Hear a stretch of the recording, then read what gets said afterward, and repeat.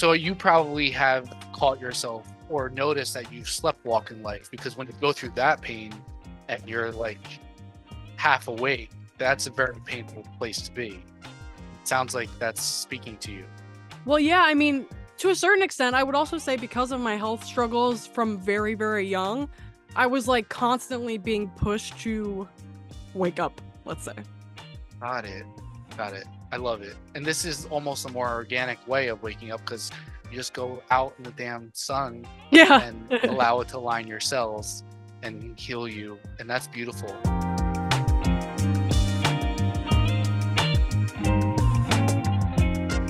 Welcome to episode 8 of the Dr. Chris Stepien Show, where my mission is to help people who are suffering, and the doctors, therapists, and healers who are committed to doing something about it.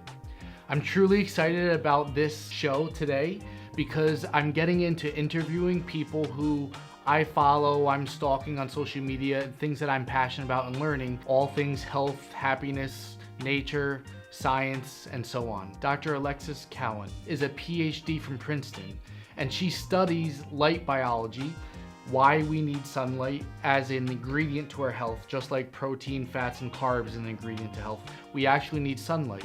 We actually need to put our feet into the soil and the grass. We actually need to avoid blue light, especially during nighttime. Why? Why is this stuff so important to our circadian rhythm, to healing, to being healthy, to regulating our hormones, for those of you who follow me for us for a long time, for chronic pain relief? This stuff is super important. So I got into a conversation with Dr. Alexis and I asked her some of my most pressing questions. Please forgive me, it's a little bit glitchy on my side. Greg and I were figuring out the technological aspects to this, and we promise that the next time it's gonna sound and look a lot more clear than it did for this. Dr. Alexis looks fine and beautiful as she always does. So enjoy the video. If you have any questions for the next time I talk to her, things I'm curious that what you're curious about when you're hearing this conversation, please feel free to let us know in the YouTube comments what your questions are. Enjoy.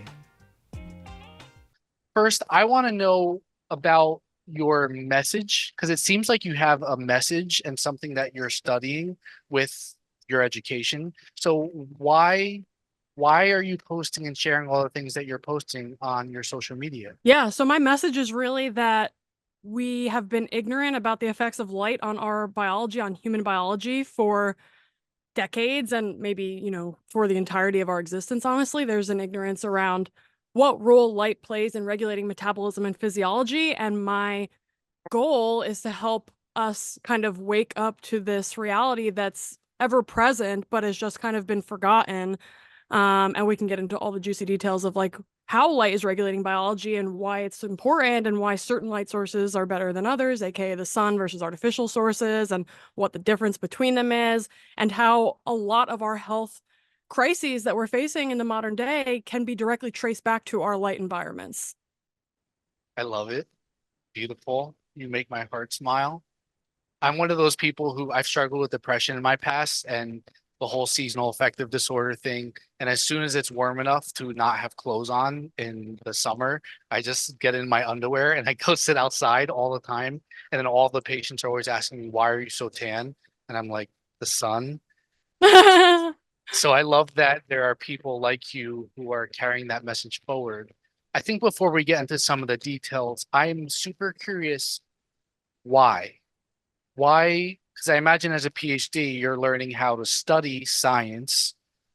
Why this for you? Where does this come from? Yeah, so I mean, I've always been an extremely curious person. That's probably why I ended up being in science. Well, actually, I used to be in culinary school and I ended up transferring and moving into studying biochemistry after a really profound LSD experience, funnily enough.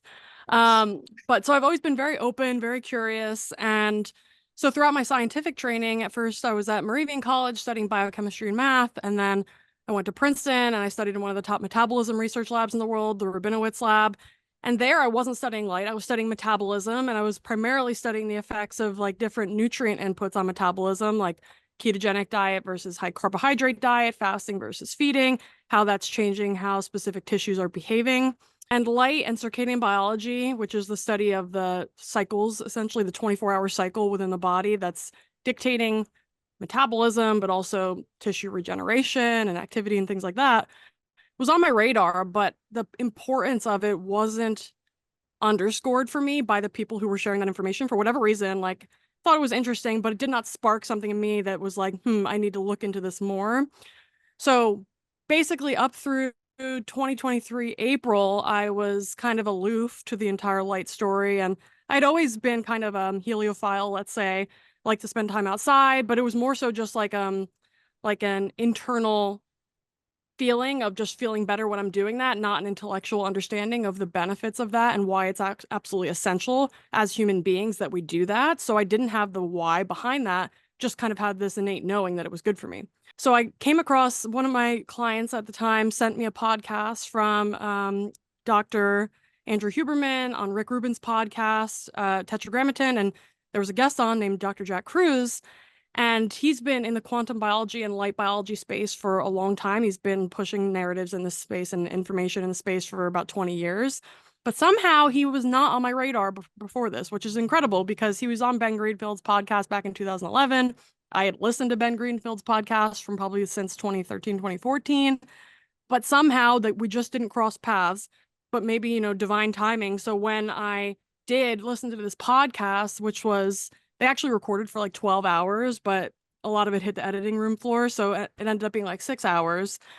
The entire time I was listening to that podcast, my jaw was basically on the floor. And I was just in total shock that this wasn't made apparent to me sooner. And I honestly feel a little bit cheated as like a scientist and kind of lied to, because when we get into the details of like how light is regulating biology, it becomes extremely clear that the way that we're even doing centralized science by, let's say studying rodents or even doing clinical studies under artificial light, not in natural environments, that we're actually not getting true answers. We're only getting answers that are relevant to the modern indoor living context, which is the state that a lot of people are in.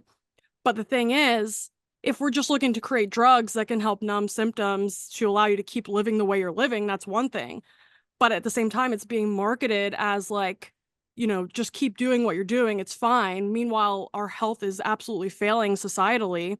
And from that podcast and subsequently studying about 8 hours a day for the past 18 months on these topics, I've really just come to this very deep understanding of how if our light environment's not right, then every other aspect of our health is going to be suboptimal. And so it's something that we have to address if we're looking for optimal health and disease prevention and remediation. I'm so grateful for you and Dr. Jack Cruz, who I've seen you post about on your social media. I'm going to share really quickly. My partner, Katie, we're not married, but we have two sons. Bear is 6 years old. Koa is 3 years old. She's had really bad psoriasis since she was a kid, lots of antibiotics as a kid. About 3 years ago, when after the second son was born, Koa, her health got really, really bad. She got really depressed. She's never been a depressed person. Her psoriasis came back. It was very well managed with a paleo diet, and then it came back with a vengeance. We found out that she had a mold toxicity. She had a glyphosate toxicity. Her and our relationship was really under stress with the two kids and me working all the time, my workaholic addiction, which we can talk about at a later time. But something that she has been saying to me over the past 3 years is she dreads the winter, and that especially for her psoriasis, the sunlight is something that she really looks for.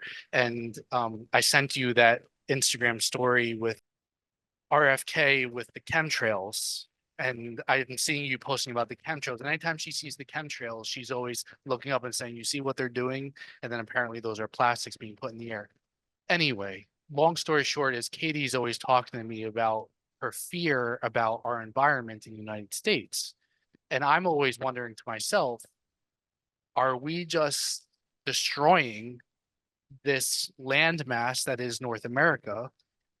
And or are we going to have to leave New Jersey, which we live in the same state?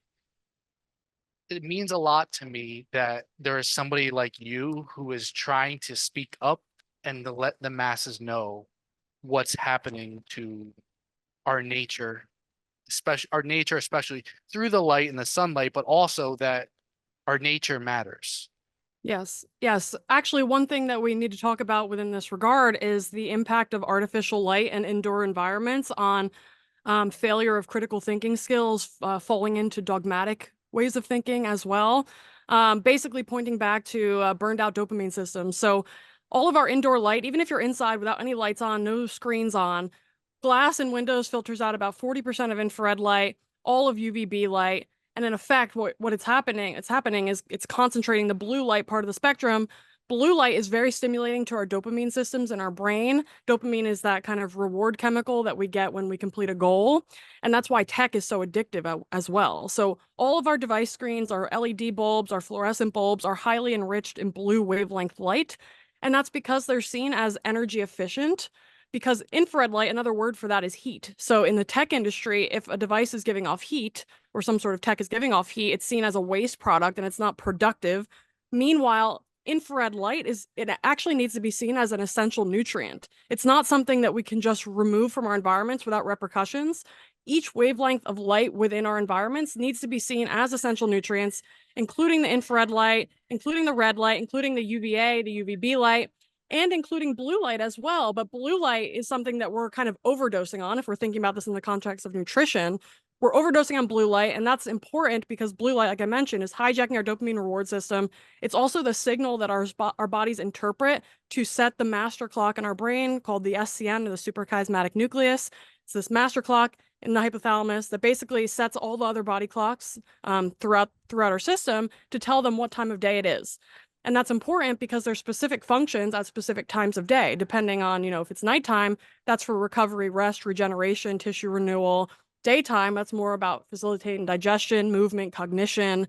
And so if our bodies are constantly thinking it's the middle of the day because we're on our devices at night and we have our houses lit up like a Christmas tree at nighttime and we're getting that blue light stimulus, now our bodies are never actually getting into that rest, recover, regenerative state that's going to allow our tissues to maintain healthy homeostasis and health.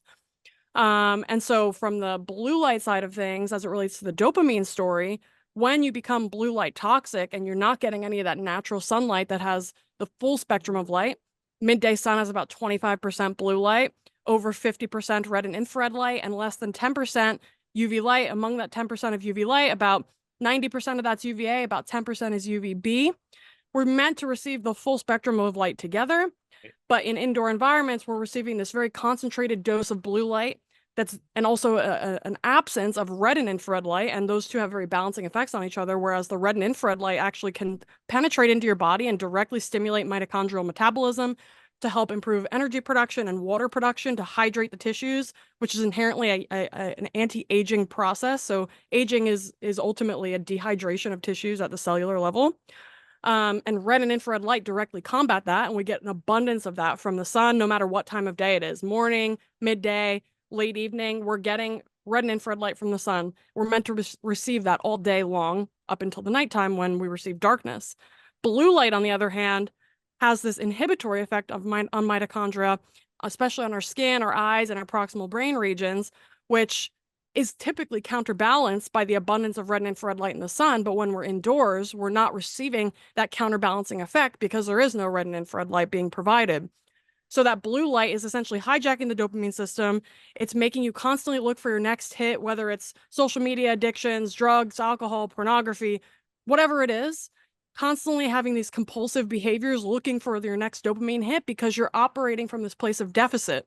Versus if you spend your time outside in nature, in the sun, UVB light directly stimulates the production of this prohormone called POMC, or pro-opiomelanocortin, gets cleaved into 10 distinct products, including alpha, beta, and gamma endorphins, the endogenous opioid molecules that boost our baseline dopamine levels, help improve cognition, learning, memory, modulate the immune system, help us just feel like we're operating from a place of fullness, like we don't need to constantly be reaching for something to get like a hit of dopamine because we're already cruising. We're cruising at altitude. But when you don't get that benefit, now you're reaching, maybe you're binge eating highly processed foods, or you're scrolling on your phone all day, or you're, using a substance of your choosing. Like, these are all behaviors that you can do these consciously, but most people are not doing these behaviors consciously. They're doing it compulsively as a way to kind of meet their baseline dopamine needs. Because the way that I see it, our body has a certain requirement for engaging the dopamine system. And if we're not getting it appropriately from the sun so that we can have some level of sovereignty and autonomy in our thinking process and our ability to act in the world, instead, we're going to be basically hijacked by that system indoors. And now we're kind of operating as an automaton that our attention is just hijacked by every little thing in our environments. And then we see ADHD, of course, and the rise of that in children, and mental health crises and physical health issues. They're just on this incredible rise. And a lot of it really comes back to a deficiency in full spectrum sunlight. And that also includes obesity. So the other three of the other cleavage products of POMC are alpha, beta, and gamma MSH, or melanocyte stimulating hormone. So as the name implies, these hormones directly stimulate melanocytes to help make new melanin. But in addition to that, they also work in the hypothalamus to suppress appetite and increase energy expenditure to help you achieve or maintain healthy body composition. So the absence of UVB light from the modern environment can be directly traced to the obesity epidemic and the metabolic health crisis that we are seeing. And one last thing I'll say, because it's relevant to your partner's situation, is that when you're sitting in the sun, like I said, you're getting a bunch of red and infrared light. We know there was a study done earlier this year that even just using red light therapy, 670 nanometer deep red light for 15 minutes, reduced the blood sugar response to an oral glucose tolerance test by over 30%. And so you can imagine the benefits that you might receive by just simply taking your meals outside. You're getting not only 670 nanometer light, you're getting a full spectrum of red and infrared, directly stimulating your mitochondria to clear excess nutrients from the bloodstream. Now you're not getting this elevated level of blood sugar in response to meals or in response to stress. And now those fungi can't be fed, the candida or whatever, that's triggering the eczema or psoriasis that's creating that flare up on the skin. Well, now you're starving those organisms out because your blood sugar is actually being maintained at a healthy level. And actually, one more thing I'll say before I hand the mic back to you is that Dr. Jack Kruse talks a lot about mold toxicity and glyphosate and heavy metal stuff. And whenever somebody's body is very burdened by a toxic environment, that's almost always because their redox status is poor. And if you actually work at the root, instead of focusing on detoxing, you focus on redox. By improving redox, which is essentially the net negative charge of your cells and your mitochondria that's supporting your mitochondrial function, if you focus at that level, now your body becomes resilient to environmental toxins. So focusing on detox without the redox piece is really myopic, and it's not going to lead to a long-term health outcome. And rant. That was like a 15, it felt like a 15-minute. I love it. You know a lot. Okay. So yeah, I have so many questions because now you're talking about the dopamine, and I've struggled with addiction myself. And maybe that's partially what I'm doing with the sunlight is I'm trying to get my dopamine fill. So I'm not using tobacco or some psychedelic substance, which I've definitely abused in the past. So this is amazing. And it's funny because Katie has done well. We have an acupuncturist up here in Westwood, Dr. Andy Rosenfarb, who's actually world famous for eyeballs. And he stopped having her detox and started having her do a hydrogen therapy, which I think is reducing, like you were saying. And she did notice that she was feeling a lot better when she was doing that, although it didn't necessarily last more than she had to keep doing it. So this is super interesting. I want to tie, so we're talking a lot about what means the health consequences for people who aren't getting, they have a whole light deficiency by not getting enough of the whole light red light spectrum and too much of the blue light. What is, I mean, you shared a lot about the different hormones and all of that. What do you say to people who have a really hard time respecting the sun and the circadian rhythm? I was talking to a patient and he's starting to get better. He goes to bed at 1 o'clock in the morning. And I was telling him about Rick Rubin, actually, who, when he was really overweight, the first thing his doctor started having him do was wake up earlier and go get the sunlight on. I was telling him about Rick, and he's been starting to do that. So as soon as he wakes up, he goes to get sunlight. He starts to get tired more early. But I've told some individuals, and they don't seem to care. Have you found what's been the most impactful thing that actually has respect as Homo sapiens and natural organisms, that we need natural sunlight and we need to avoid the blue light, especially at nighttime? Yeah, so I mean, I feel like the science is becoming pretty incontrovertible and hard to argue with. there's different camps of people who are kind of naysayers. There's the people who think that it's not good science, which I think they're really quickly being overturned by the actual abundance of high quality science in this area. So I think if they're actually just looking for good quality science, then they're going to have those needs met and already can have those needs met. And so those people I tend to do well with because I can really easily present to them the mechanistic and the clinical data and the associational data as to why more sun is better, that it's going to protect from all-cause mortality, it's going to reduce incidence of diabetes, autoimmune diseases, multiple cancer types, including skin cancers. So vitamin D deficiency is associated with melanoma incidence, severity, also squamous and basal cell carcinoma severity and incidence as well. So there's a lot of data on the relationship between vitamin D status, and most people know that, but then they think I'm just going to take a supplement. But actually, there was a big vitamin D supplementation trial that finished up a couple years ago called the VITAL study, and they essentially showed no benefits to vitamin D supplementation. And previous studies have basically showed that it can be beneficial to use vitamin D supplements if you're extremely deficient, like at the rickets level of deficiency. Right. But outside of that, you're not going to receive protection against cancers and other chronic diseases. And so it's really look at vitamin D as a biomarker of your sun exposure habits and not this thing that you need to supplement to, solve a problem. That's really emerging as like a major feature of the science and the research. And so I think people are becoming aware of that.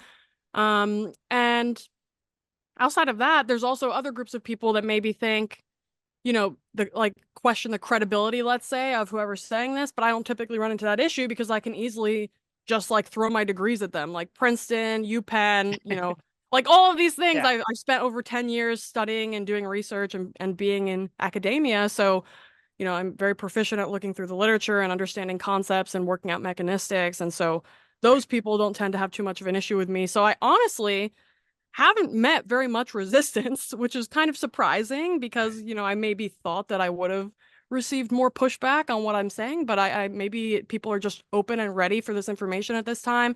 And I think that's become increasingly true since COVID and since people have begun to realize that our centralized system's a house of cards, and it kind of showed its hand in COVID, the incompetence and just the level of ignorance, and that people are finally waking up and they want real true solutions, and they don't want necessarily just things to numb their symptoms anymore. They actually want to know, like, why are my kids getting chronic diseases and they're like less than 15 years old? Like something is wrong here. And I think that's another way that people start waking up is when like the kids start getting sick too. Like we have some real problems. And so I think people are really receptive and open. And the best part of conveying this information and being interested in this space is that most of the interventions are free or extremely inexpensive, which is so important when we're thinking about optimizing health. Because prior to this, I would say there was a lot of like biohacker type folks who were pushing, hundreds or thousands of dollars worth of supplements and equipment. And it's like, this is not attainable for most people. There's a lot of gatekeeping around that. But all I'm telling people to do is expose as much skin as possible, take your shoes off, go put your feet on grass or even pavement, get some natural sun in your eyes. Don't put sunglasses on, contacts, glasses. Just don't put sunscreen on. Get natural light on your skin, your eyes. Get your bare feet in contact with the earth and see what happens. Try not turning on lights at night. If you're going to turn on lights, try to use some filters on your devices or pop on a pair of blue blockers, which, range from like maybe $30 up to like $100. And then from there, see what happens, because most people will dramatically notice they're having less cravings, their sleep is better quality, they're not tossing and turning, they're not as anxious, they're not as depressed, they feel just better overall, they have a better mood, better blood sugar regulation. There's immediate benefits that people can notice even after just one day of changing your routine and your relationship with light. I love it. Okay. Yes, I'd like you to talk more about sunburn and skin cancer and sunscreen, because when I've talked to people, they hear me say that the sun is healthy and sunscreen's not the best, but it must be just fear in the collective consciousness. How do you go? Yes. So, okay. If we think about our sun avoidance behaviors culturally, and we also track our incidence of skin cancers across the board, we can look at melanoma, we could look at the SCCs or BCCs. If skin cancers are on the rise and we're more sun avoidant and indoor living as ever, how do you reconcile those things, especially when we also can acknowledge that vitamin D deficiency is associated with incidence and severity of these cancers? So those things don't square with each other. If anything, that says that actually the way you're living now, indoors, blocking the sun, using sunscreen, using sunglasses, is actually contributing to the disease, not preventing it. And we also know that a lot of people today are experiencing myopia, both figuratively and literally. So nearsightedness, they're wearing contacts and glasses when they are outside. Largely, this is driven by the use of devices. And we see in China, like over 90% of kids over there are myopic. And that's because they're all basically glued on screens from a young age. And we're seeing that also, of course, like going up over here as well.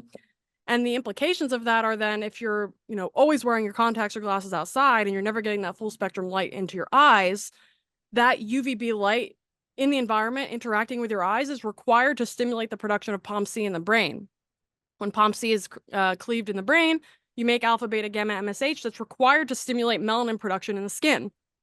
So we're meant to receive a coordinated exposure of both our skin and our eyes to UV light at the same time in order to stimulate melanin production in the skin.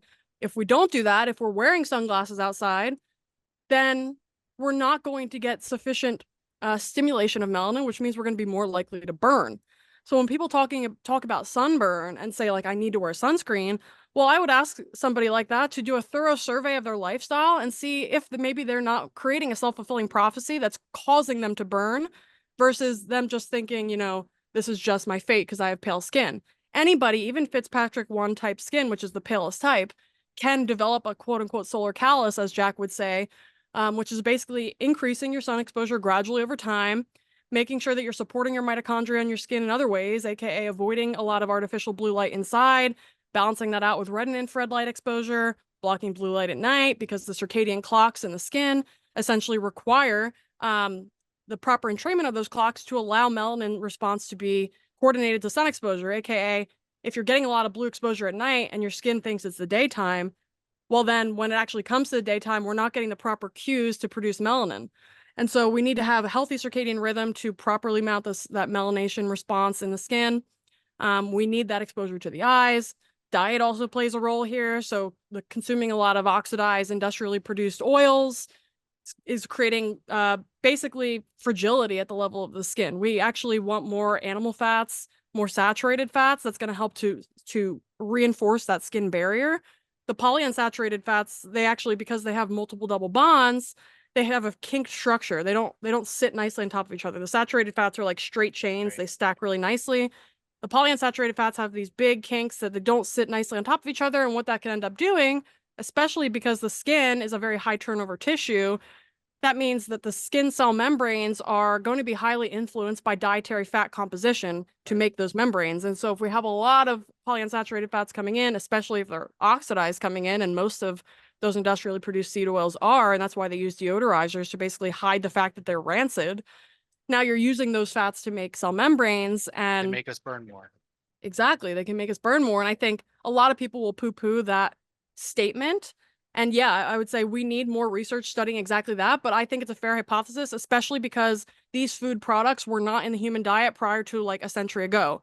So I think the burden of proof for their safety should be on the people making them and the industries making them, and not on the people who are advocating for a more ancestrally consistent diet that's more enriched in animal fats and seasonal plant foods, and not, these high yield seed oils that nobody could ever eat the number of seeds that you would need to actually get that amount of oil. It's highly, highly concentrated. Like if you look at a soybean barely has any fat in it. So how are you making a whole oil? Well, it's a very intensive chemical stripping process that allows you to basically strip those fats out of the plant cell membranes, then purify them and deodorize them and bleach them. And now suddenly, you're selling this really cheap on the shelf and it's considered a vegetable oil, and it says vegetable, so it must be healthy.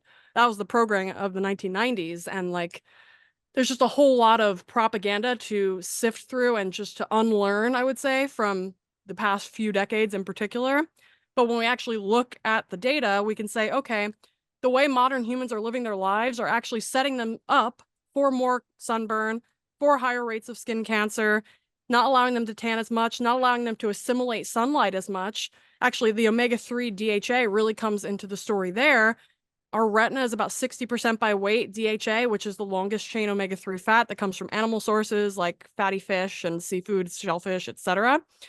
That DHA is very enriched in the retina, about 60%, about 30% of the brain, DHA. That DHA actually works at the quantum biologic level. Michael Crawford is the researcher who really has done a lot of beautiful work on this topic, showing that DHA is responsible for converting photonic or light energy into electrical energy, which is what allows you to render reality from moment to moment. So without DHA in those, in those structures within the brain and within the eyes, you can't even perceive reality. And in particular, the retinohypothalamic tract, or RHT, which runs from the retina to the SCN, that master clock in the brain, is very highly enriched in DHA. And that tract is what allows the circadian rhythm to be set, because when blue light interacts with the retina, an impulse is basically sent to the SCN that allows that master clock to detect what time of day it is based on the blue light signature. And if we're basically not either recycling or taking in enough DHA through the diet, then that tract can start to break down, which means we're not effectively entraining our circadian rhythms. And then we start to get breakdown and dissonance and chaos within the system. And another word for chaos could be considered as inflammation. There's a lack of coherence. Can we get enough DHA and EPA from fish, or do we need the supplement? You can definitely get enough from eating seafood, especially if you're prioritizing, like shellfish are really good, salmon's good, mackerel, sardines, anchovies. Those are all enriched in omega-3, EPA, and DHA. What you can't do is rely on, one, an algal form of omega-3s, or two, alpha linoleic acid, or ALA, to get your EPA and DHA. So for the vegans and vegetarians out there, this poses a problem. So the reason that's problematic is that alpha linoleic acid is the precursor to EPA, which then can be converted to DHA. ALA, basically, even if we're not considering the other part of the story that I'm going to tell you in a second, the conversion rate of ALA to DHA is about 0.5 to 4% max. So that means if you're just consuming even like a boatload of flax seeds and walnuts, you're never going to make enough DHA to actually meet your basic requirements. So that's problem number one. Problem number two is that if you're eating a lot of omega-6 fats from these processed seed oils, the same enzymatic machinery that's used to elongate the ALA into the longer chain omega-3s is shared by the omega-6 elongation pathway. So if you're consuming a lot of omega-6 fats and a moderate amount of omega-3s, what's going to happen is that those omega-6s are going to outcompete the omega-3s for elongation. So you're going to make even less than that 0.5 to 4%, which is really problematic. From the algal oil standpoint, there's literature showing that the algal oils, because they're a non-animal source, the triglycerides that they have of these omega-3 fats. So to backtrack really briefly, on a triglyceride, there's a glycerol backbone. There's a 1, 2, and 3 position. There's 3 carbons. The 1 and the 3 position are called SN1, SN3. The middle one's called SN2. Animal-based omega-3 triglycerides are very enriched in SN2, and that SN2 is highly bioavailable. The algal oils are enriched in SN1 and SN3, which are not very bioavailable. It's like 20% bioavailability. So that means if you're getting algal oil omega-3s, EPA, and DHA, you're going to not be really using them efficiently relative to an animal-based source. So optimizing ideally through eating foods. If you want to supplement, just make sure you're getting a good brand. One that I like, that I've tried, is Claire Labs Icosamax. That's seems to be a good one. A lot of them on the market are rancid already, though, so you don't want to be taking a rancid omega-3. That's just gonna exacerbate the issues. But if you want to get a good quality fish oil, you can do that. And also, of course, prioritizing the whole food seafood is going to be hugely important when it comes to optimizing our omega-3 status, anti-inflammation, supporting our circadian health through that RHT from the eye to the brain. Right. I love this. Okay, awesome. Awesome. Thank you for answering that. Omega-3s. We got the cancer and the burning thing. I want to now connect the dots. You've talked a little bit about infrared and chronic pain, and slight and light and chronic pain. The people who primarily follow us are chronic pain sufferers, usually musculoskeletal pain. So whether it's joint arthritis or something that they just can't figure it out. And I've seen some stuff around infrared helping chronic pain. Can you connect the dots for us? How can sunlight or an infrared light help somebody who's suffering with pain? Yeah, absolutely. So on the red and infrared front, like I mentioned, those directly stimulate the mitochondria to make energy and water. A lot of times, if a tissue is in pain or you have nerve hypersensitivity, there can be a lot of heat in that tissue. There could be maybe poor blood flow. There could be a dehydration that's happening there as well, just because if that nerve's not being recruited effectively, or you have holding patterns that you're like trying to avoid engaging a certain tissue because of pain, that's also going to reduce nutrient and blood flow and oxygen, all those things to that area. So red infrared light can help to bring heat to that area. It can help to bring movement to that area as well. It can help to make the tissue more supple. On the other side of things, the UVB light is going to be important as well, because we get that brain and peripheral production of the endorphins, which are naturally pain relieving. They also reduce anxiety and improve cognition and memory, like I mentioned before. So that's really great as well. On the UVA side of things, UVA light is a major stimulus of nitric oxide production. And so if we're producing more nitric oxide, that's what allows vasodilation to occur, allows those blood vessels to open up to deliver more nutrients and oxygen to remove metabolic waste from tissues. An important thing to note here, though, for the nitric oxide part of things is that we actually need local stimulation of a tissue of interest by that UVA light to get the benefit locally. And so what that ends up meaning is that we basically just want to expose as much skin as possible when we're in sunlight in order to maximize the benefit to nitric oxide production and blood flow, vasodilation, et cetera. So if you can do your workouts outside, if you can do your rehab outside, I think this is really the future of like medicine and PT and training as well. Like the more that we can engage nature into that setting, the more we're going to be able to get basically a bigger bang for a buck. We're going to get bigger benefits for less input. We're going to become more efficient. We're directly supporting energy production in the tissues, in the muscle through that red and infrared light, which if we're doing a training program, that's, should be intuitive why that's beneficial, because we're demanding energy to be produced from that muscle for activity. Now, if we're directly supporting that, it's very synergistic. A lot of bros will know in like the gym space that like nitric oxide boosters are really popular because it helps to give you a better pump essentially. So if you're naturally boosting it with UVA light, you're also getting the benefits of blood flow. That's going to remove metabolic waste from tissues. It's going to help reduce the acid load, which is going to help you get more reps in. And then from the UVB side of things, that natural pain relief that we're going to get from those endorphins is also going to make us more tolerant of performing higher loads, training loads. And in the PT sense, that could also help us to, maybe stretch out of our comfort zone a little bit. And something I talk a lot about with a good friend of mine named Rua Gilna, who's the biomechanist on Instagram, is two things. One, in order for a body to learn and a brain to learn, you have to feel safe. So a sympathetic state is problematic if we're trying to engage in neuroplasticity and motor learning. Which is essential in the PT context, because we're trying to basically, make new neural patterns that are going to allow certain muscles to be recruited in a proper sequence, and that by the biomechanics are going to be appropriate. So if you're doing it in an indoor context under like blasting LEDs or fluorescent bulbs, that blue light also directly stimulates the sympathetic nervous system, which is the opposite of what we want in a learning environment, because that's going to basically put us into that more fight or flight state that's going to shut off neuroplasticity to a certain extent. So just by providing more red infrared light, UV light in the natural context of sunlight, we're going to help to create a more parasympathetic state that's more labile, that's more flexible, that's more open to new inputs and accepting new information and integrating it. And that's true both at the mental level with regards to learning, but also between like the mind-body connection and making new neural pathways in the periphery as well. So it's something I think a lot about because I work with a lot of professional athletes, and optimizing their training by getting them outside, by getting them barefoot. Your bare feet on the ground directly allow you to assimilate electrons from the planet. Those electrons are what powers our mitochondria to make energy.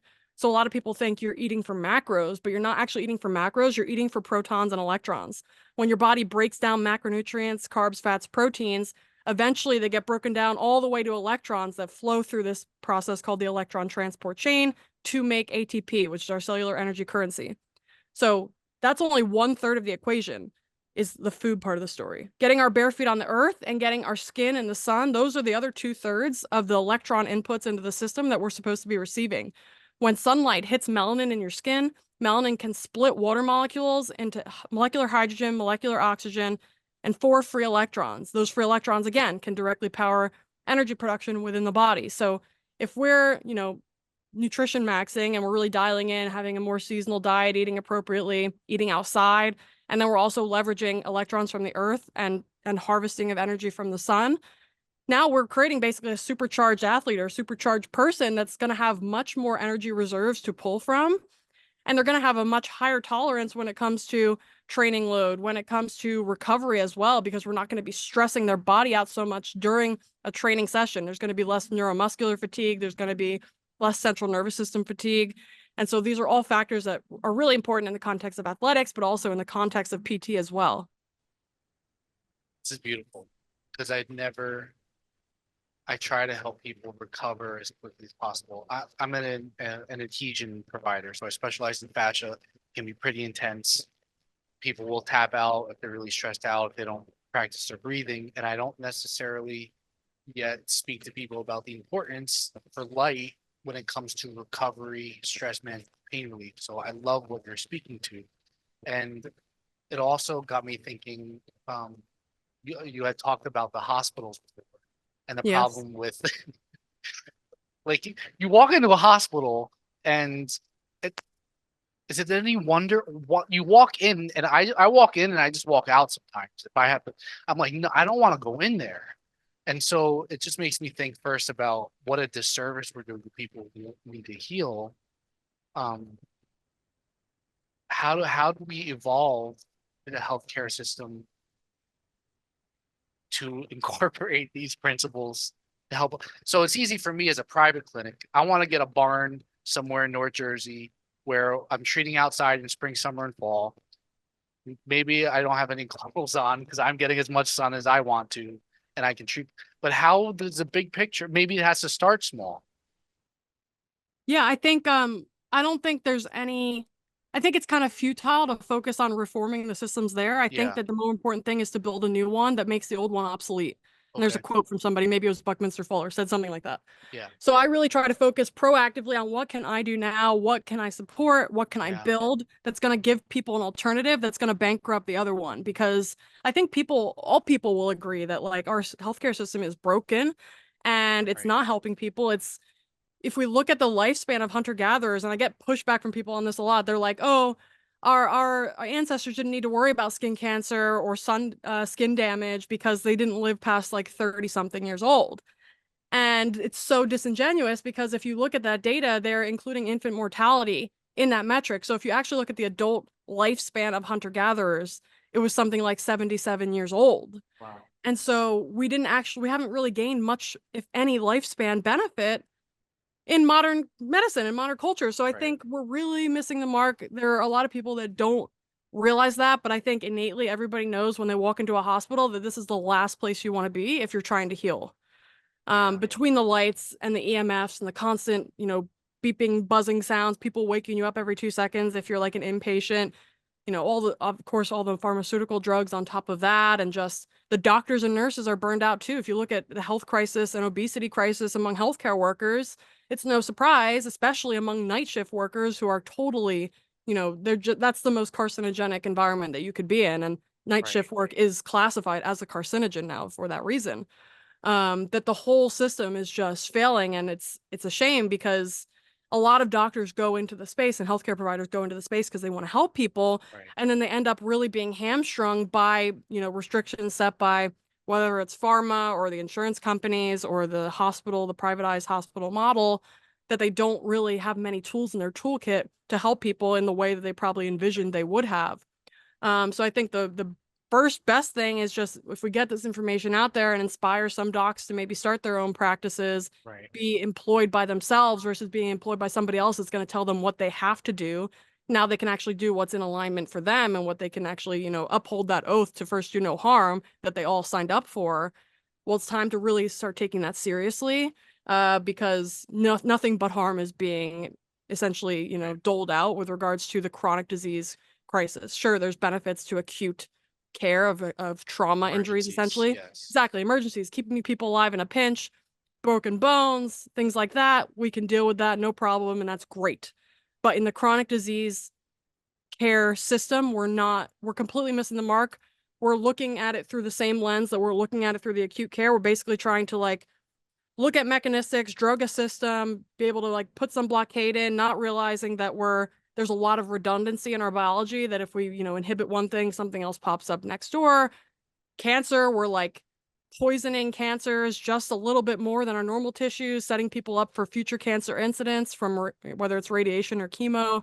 The methods that we're using are just very short-sighted. They're not geared towards long-term chronic health.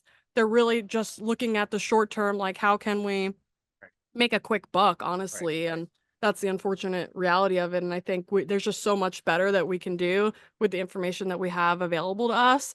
And it really just starts by people just make small changes in your light environment to regain autonomy, regain your ability to critically think and see a bigger picture, think panoramically. And then you can slowly start making changes in other parts of your life as well as you build momentum and build back your dopamine system. Right. So yeah, for myself and for our patients, start one person at a time, start small instead of big, and just make step-by-step change instead of where my head goes, just like, fuck the system, drop them. So, okay, I hear you. Beautiful. And I want to come back to you because you were talking about ions a little bit and grounding. And so tree hugging is not just for crunchy people or hippies, it's also for people who want to be healthy. And Oh, yeah, absolutely. can you speak briefly? And remember, I have a bunch of questions and I think you have to go in 30 minutes. But can you speak briefly to the grounding part, the bare skin in the dirt? My grandfather was a chemist and he's like, you need to put your hands in the dirt every day. Feet in the grass, hands around the wood. Our palms and our feet have special types of sweat glands called eccrine sweat glands that basically allow us to create a direct electrical interaction and interface with the planet, as long as we're on some natural substance, whether it's grass, whether it's even pavement, concrete, dirt.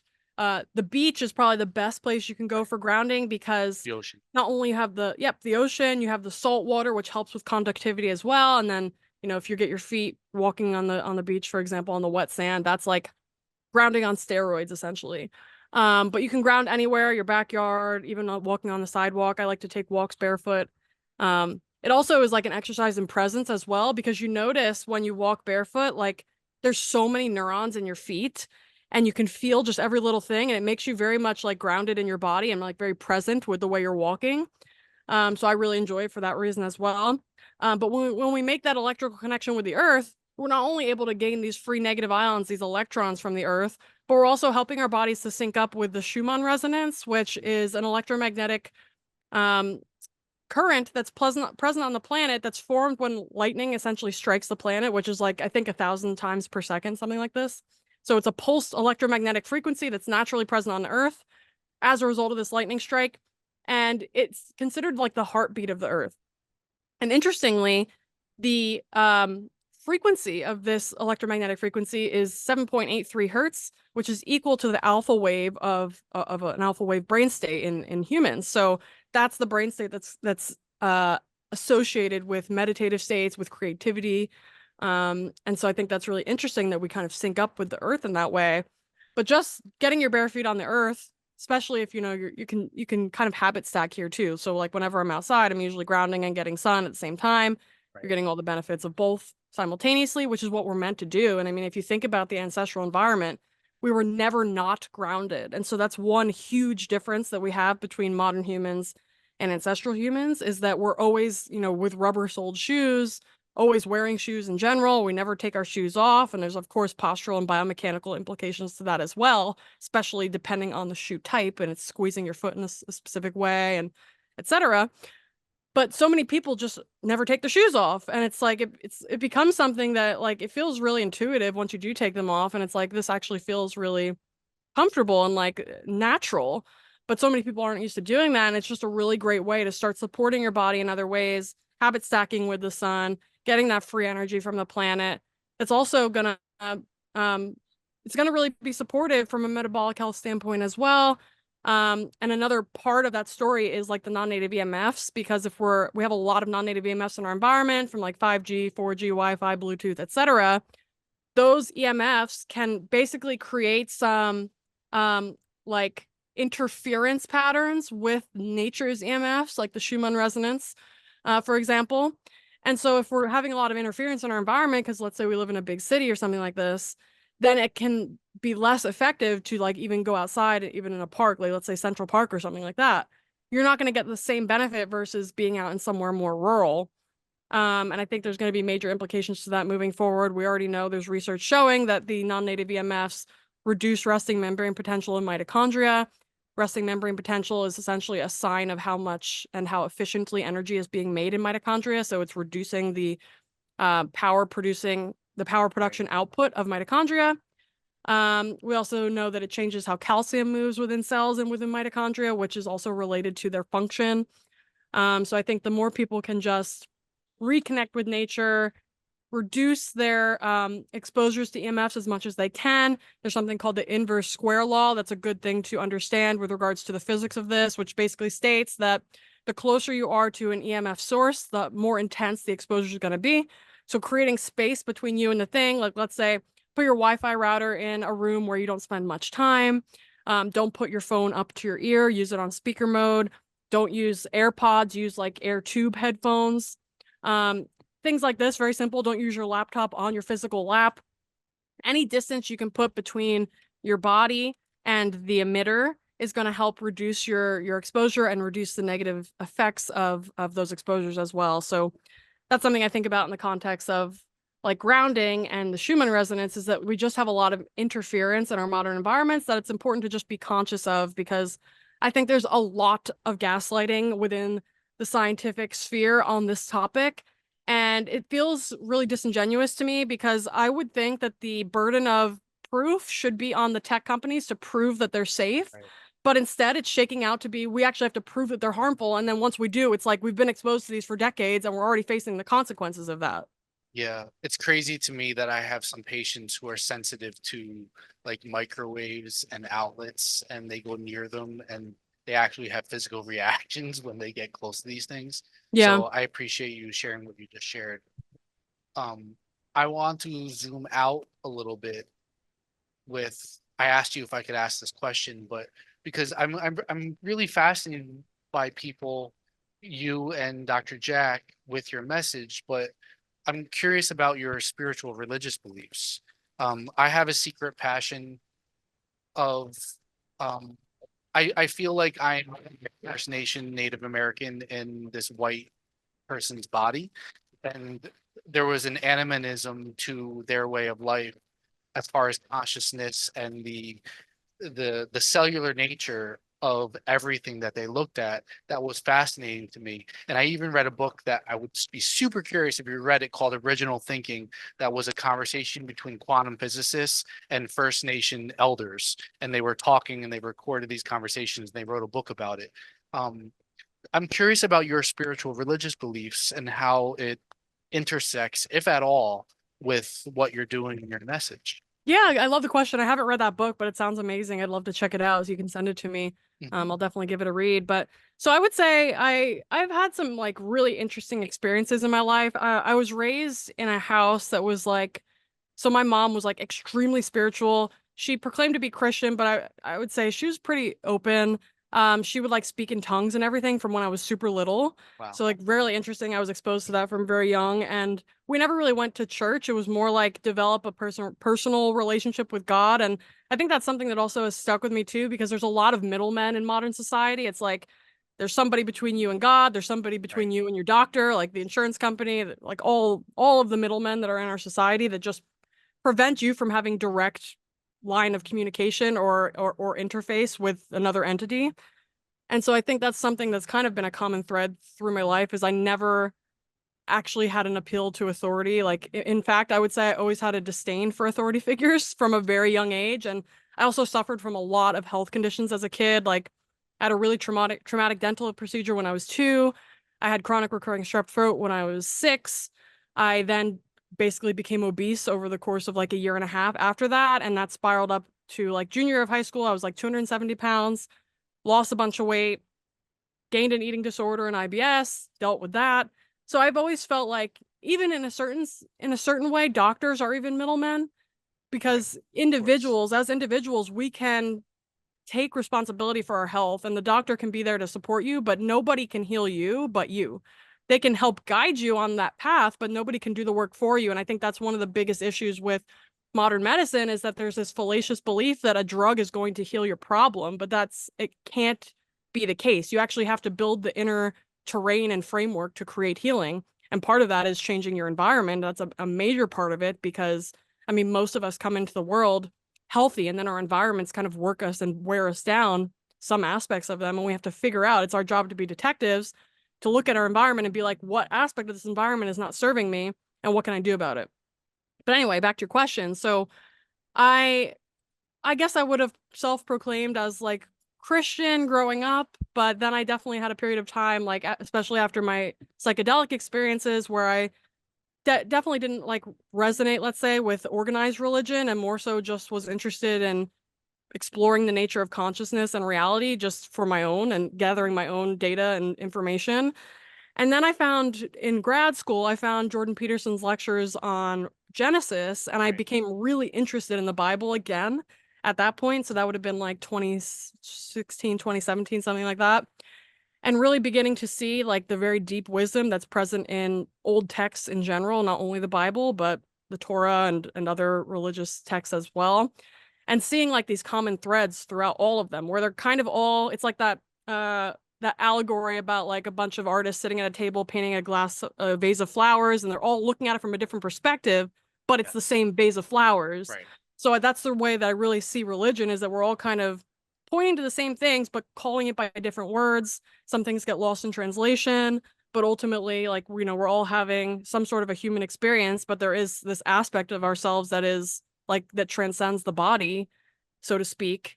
And so that's kind of the way that I view life in general. I think that there's always golden threads that are laid out for us, that if we especially once we start optimizing our light environment and getting really in touch with nature, there's a lot of like alignment that can happen internally that can help put you on your path, so to speak. Because, you know, this light stuff, like I said, wasn't on my radar before 18 months ago. And since discovering it, my entire life has changed. Like, not only my personal routines and the way that I feel in my body, but my work with clients, my business, my messaging, like everything that I've built and everything that I'm building is based around this paradigm that just resonates with me so deeply that like I can't even, I'm getting emotional. No. Beautiful. Yeah, it's just really exciting. I want this for everyone. Why is it touching you right now? What about the resonation, the light, you mentioned the alignment, helping people. Like, why is it touching you right now? I don't know. I think it's just because so many people are like checked out, you know, and Yeah. like not living something that lights them up, that they're like excited about every day. And that's just such a waste. You're into the waking people up business. You Absolutely. want, I mean, there's nothing more powerful or inspirational than, because so you probably have caught yourself or noticed that you've slept walk in life, because when you go through that pain and you're like half awake, that's a very painful place to be. It sounds like that's speaking to you. Well, yeah, I mean, to a certain extent, I would also say because of my health struggles from very, very young, I was like constantly being pushed to wake up, let's say. Got it. Got it. I love it. And this is almost a more organic way of waking up, because you just go out in the damn sun Yeah. and allow it to line your cells and heal you. And that's beautiful. You mentioned, again, I know we're almost done. Um, something that I about, you mentioned something about people taking responsibility for their health. And noticed that you and Dr. Jack have talked about the word sovereignty. And I wonder if you can speak briefly about Bitcoin and how that connects with you to health, if it does at all, or to what you're speaking about. Yeah, I think that's a really great question. It's something that I'm still learning about.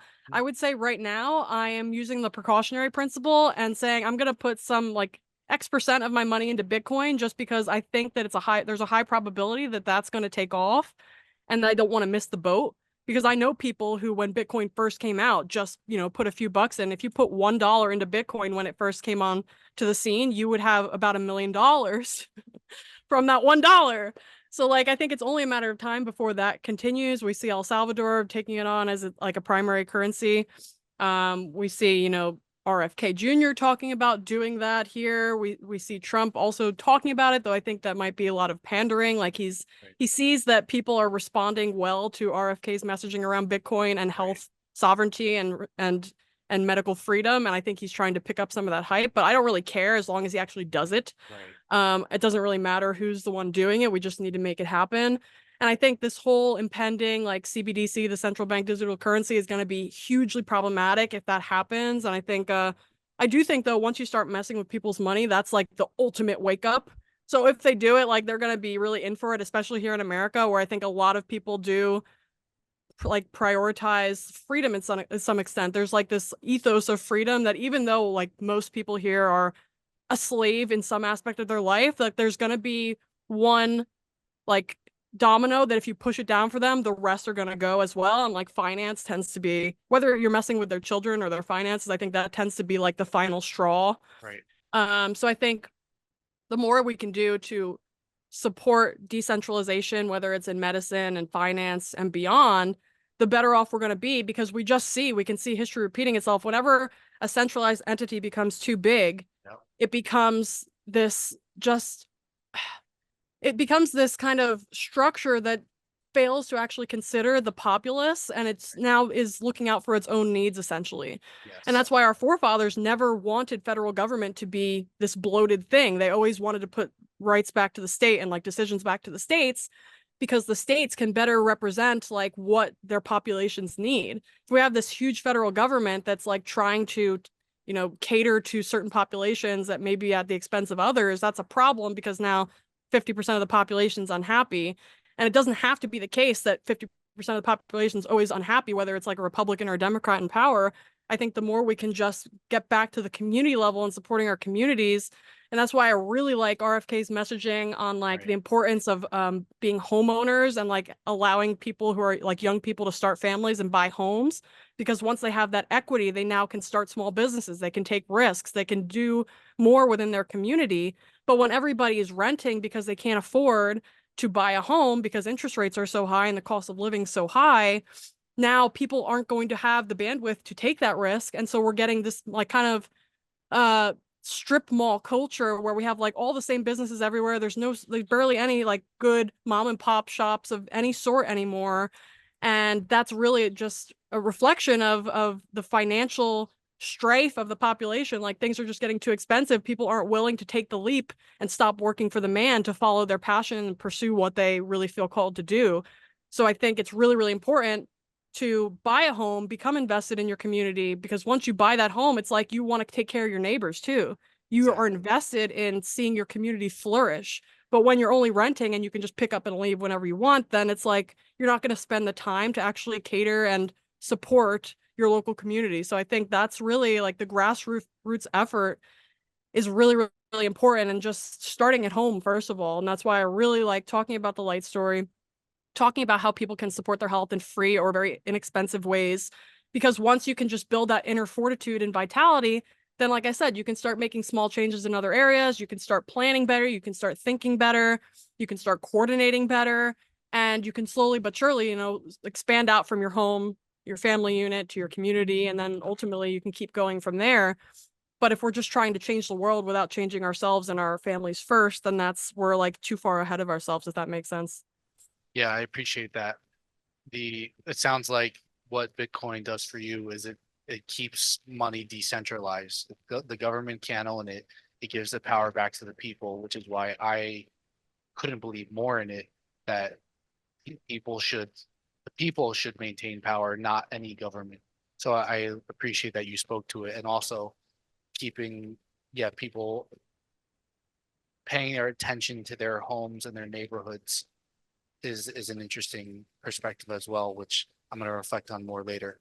I know you almost have to go. I'm curious about one final message in a 30-second nugget for if you were dying tomorrow, what would you say today as your last message to people as far as light, the earth, healing, whatever? Yeah, I mean, I would just say, first of all, question everything. And this other saying that Dr. Jack says a lot is like unlearn to relearn. There's a lot that we have been programmed to believe from like grade school that is just not true. And don't be afraid to use your own senses to make sense of reality versus just letting other people tell you what's true. Like what feels true and seems true to you. I think there's a lot of gaslighting in our culture and like just this distortion of reality that is coming from just people agreeing to lie, essentially, like at a massive scale. Right. And the more that we can just, this goes back to like what Jordan Peterson teaches as well, like the more that we can tell the truth in every given moment, the more coherence we create in our reality. And I think everybody knows that when you're outside more and you get sunlight, like you just feel better. And so why are we listening to people who have a vested interest in keeping us out of the sun and telling us the sun is toxic when our direct experience says the opposite? I think is just, the ultimate gaslight. And so, and especially also if we look at like the literature around UV light in particular, all of the studies showing UV light is bad for you or toxic was done with UV light in isolation. And like I said, UV light is less than 10% of midday sunlight. We have over 50% red and infrared light. And there's a whole corpus of literature showing that red and infrared light protects your body from the negative effects of UV light. So what are we doing extrapolating data from UV light in isolation and then telling everybody, oh, that means the sun is toxic? No, that doesn't mean the sun is toxic. We need to study sunlight specifically like in its natural native form. And that's actually one of my major motivators for starting my lab, which hopefully will be within the next year or so, where I want to study the effects of sunlight on our biology and the benefits of that and work out some cool mechanistics and really just begin to start changing the narrative around that by studying it in like a very honest and true way versus extrapolating this highly reductionist data to a real world phenomenon and then claiming, making these huge claims like the sun is toxic without any nuance whatsoever. That's a huge red flag. Like whenever anybody says X is bad, you can know that they're lying because there's always nuance to anything in reality. There's always context. And so that doesn't mean you need to go outside and burn yourself to a crisp.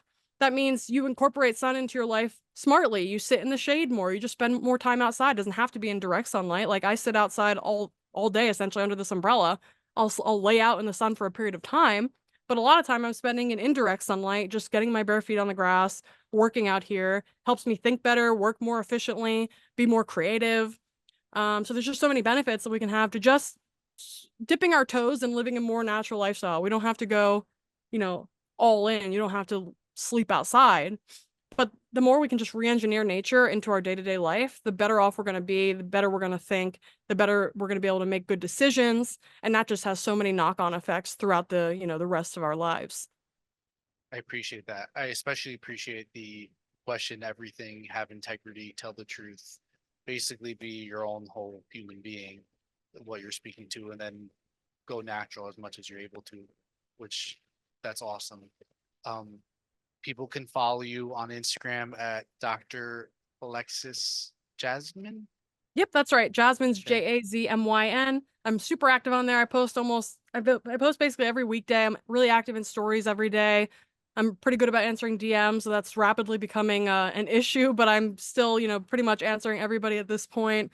And yeah, I'm really excited for things to come, for doing more research in this space, for continuing to support really good thinkers in this area and just start to change the narrative here because it's really time. Like we can't afford to wait any longer to wake up on this matter. And so just individual by individual, day after day, like I'm really starting to see shifts within my community, people just reaching out with these glowing anecdotes about how much better they feel and how their diseases are going through remission and how they have a better family life and they're getting along with their partners more. Like all of these things, like every aspect of your life that you can imagine can be benefited by you getting your light and dark right. So not only getting that sun during the day, but getting darkness at night, blocking that blue light at night, improving your sleep, and just everything else gets improved as well. So it's just like take these small steps at first, and then you can see the benefits be magnified over time. I love it. And your Instagram bio, you can get that $40 ebook, which I purchased. Yes. So make sure that you guys look on her Instagram bio.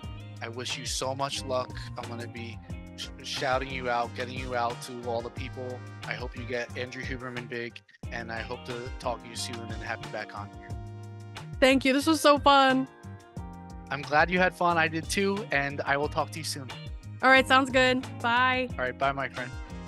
I hope you enjoyed today's episode. If you liked it and want to see more, hit the like, hit the subscribe, leave a comment below, and stay tuned for more episodes coming to you soon.